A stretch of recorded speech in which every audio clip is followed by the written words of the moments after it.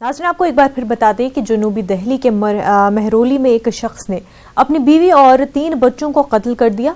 Police ज़राए के मुताबिक मुलजिम उपेंद्र शुक्ला को गिरफ्तार कर लिया गया है। पुलिस के मुताबिक उपेंद्र शुक्ला ट्यूशन पढ़ाता था। घरेलू तनाजे के सबब उसने अपने 3 बच्चों और बीवी को कत्ल कर दिया है। पुलिस ने हमारे साथ हमारे नुमाइंदे इस वक्त जुड़े हुए हैं। शंकर आनंद हमारे साथ जुड़ चुके हैं। शंकर, आपसे जानना चाहेंगे कि क्या है ये पूरा मामला?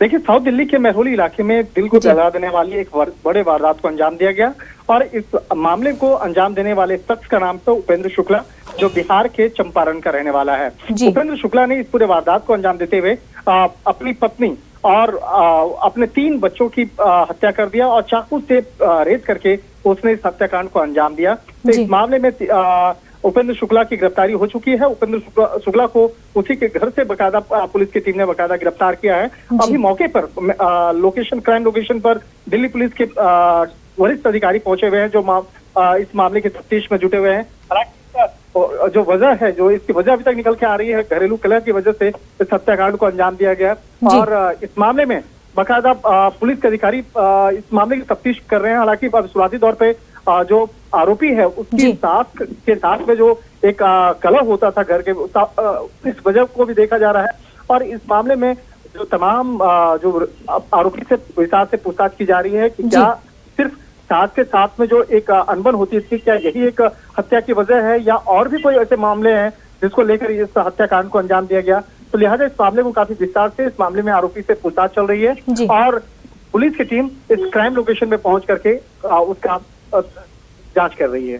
शंकर, एक सुसाइड नोट की भी बात आई थी कि सुसाइड नोट भी वहां पर था और रेड इंक से उस पर लिखा गया था कि अपने वाइफ और बच्चों के समेत वो उनका कत्ल कर रहे हैं। वो खुद उसी मुलजिम ने, उपेंद्र ने ही वो नोट लिखा हुआ था।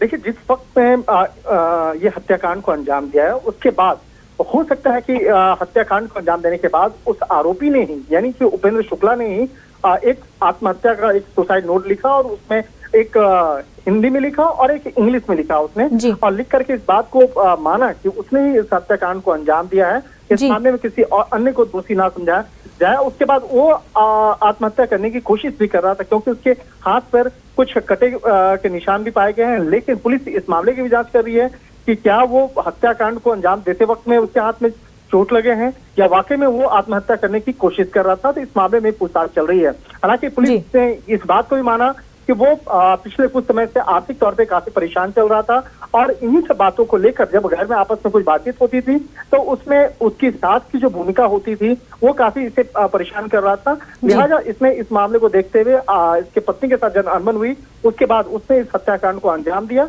और इस मामले में महरौली थाने में रख करके उस आरोपी से विस्तार से पूछताछ चल रही है।